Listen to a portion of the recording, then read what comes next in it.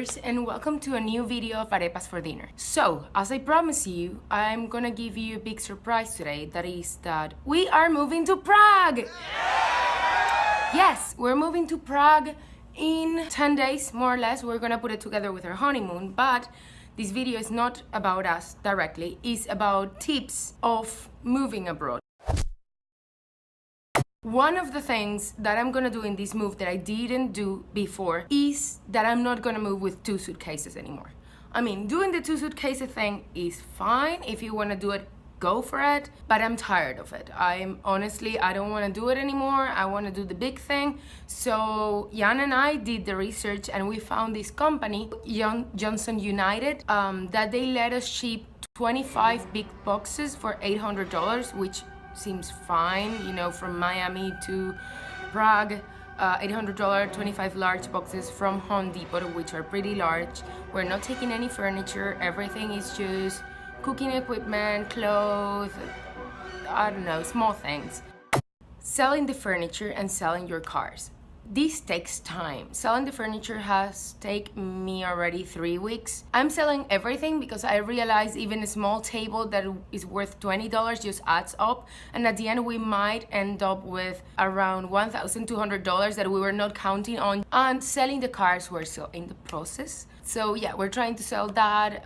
It's important. If you go to a dealer, they're gonna give you less money. If you sell it directly, you have the risks that they're gonna not want the car at the end, or so. We're just gonna try our best. Know what to cancel in advance. For example, we canceled the TV, then I start canceling subscriptions that I had and Amazon Prime and other things that I know I wouldn't need anymore. Book where to stay. For example, we are getting an Airbnb because it's December and we're spending December with Jan's family and my sister. I wouldn't suggest to rent from abroad because you don't know which areas of the city you like or where are you gonna work exactly, or if you even like the apartment. So what I would do is to just take an Airbnb for a couple of weeks, and that will buy you some time to see where you actually want to rent. Look for jobs in advance. If you are moving abroad without a job, you should start looking ahead of time to see what they're looking for in the city or in the country you're moving to. Move in a smart time. If you're going to a very cold country, maybe do it during summer so you can actually adapt to the weather little by little. In our case, we're going in December, so this is not happening, but Jan has a lot of friends and family over there. So December is a great time because we can reconnect with them without actually taking time from their work. So it's a nice way to reconnect with friends and family and start a new life. One small tip that is really real: January and February are the 2 best months to find a job. Researching if your bank lets you close the account once you're in the other country, or if it doesn't have any fees if you leave the account open as well. Remember to call the bank and tell them that you're having a vacation so they can activate your credit and debit cards to use in that location for 1 month. So that gives you enough time to get your own bank account over there. Buy things that are hard to find in the country you're going to.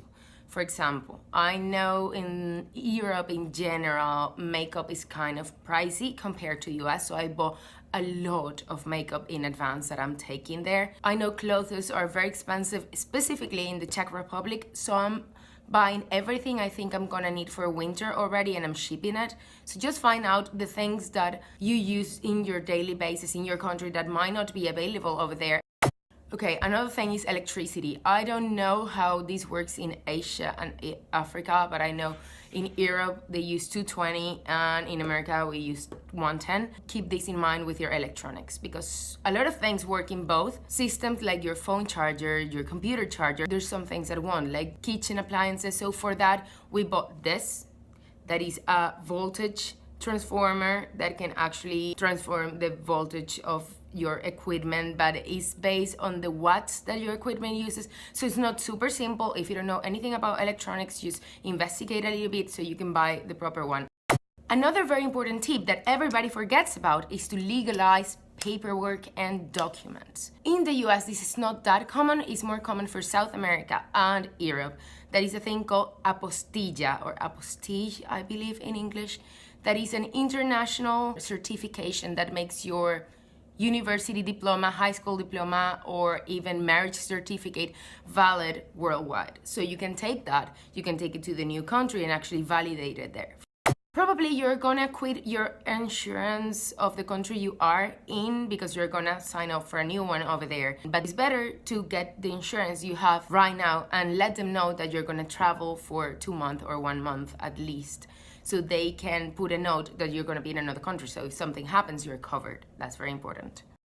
Okay, this one is super obvious, but it's super important, and is save money. So you have to save money for hotel, Airbnb, eating out because you won't have the ingredients and everything, buy new stuff because you will have to buy furniture, maybe a microwave. Also, you will have to have the money for the first month of the rent and 2 months for the fee of the security deposit is usually 2 months, so that's 3 months in advance for a rent of an apartment. Also, driving license. If you come from US and you go to Europe, you cannot use your American driver license. And taking a driver license in Europe is very expensive. For example, in Italy, it can cost up to 1,000 euros.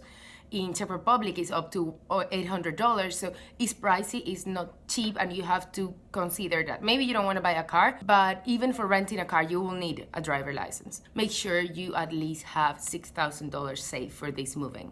And that's it. Now, finally, this is a little bit more of a blog part. This is going to explain why are we moving to Prague and why we decided to move to Prague.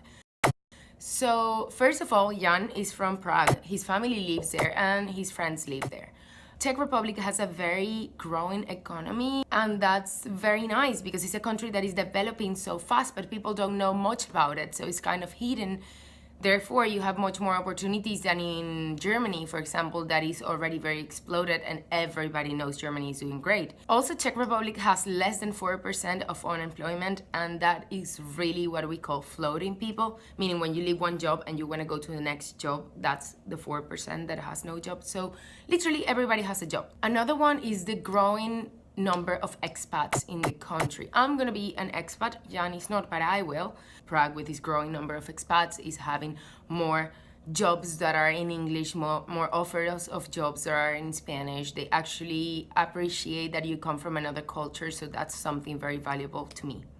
And finally, we're moving there because we don't need visas. I have double nationality, double citizenship, so I have Venezuelan and Spanish from Spain, and Jan is from Czech Republic. So that was it, guys. Thank you so much for watching this video/blog. I hope you learned some things. I hope you are really gonna apply these tips. Please check out my last video over here and subscribe if you want to see more, and also follow me in my social media. Thank you for watching. Bye bye.